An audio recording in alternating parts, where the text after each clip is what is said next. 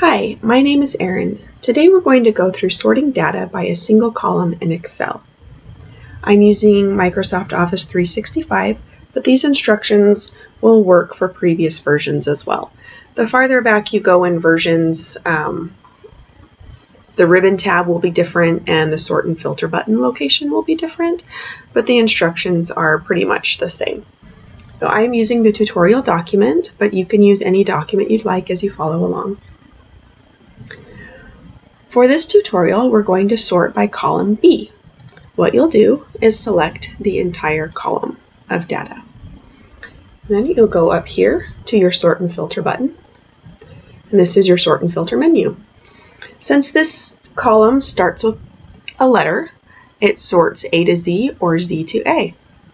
If it starts with a number, your options will be smallest to largest or largest to smallest.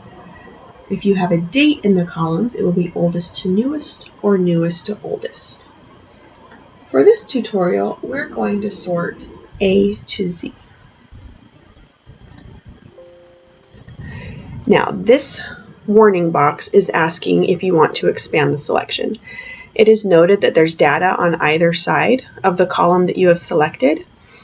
So when you choose expand the selection, it will choose the entire table of data. This will make sure that Anita Bath stays with her driver code, her DQ file date, her MSHA date, her medical card date, her driver's license expiration date, and her hazmat date.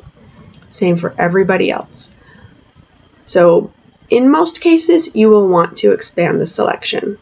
In very rare cases, you will choose to continue with the current selection, and you'll know those situations where you want to do that.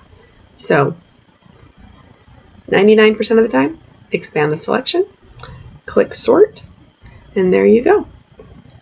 It has sorted their driver code into alphabetical order. This process can be completed for any column in your worksheet that contains data. Thank you for following along, and I hope you have a wonderful day.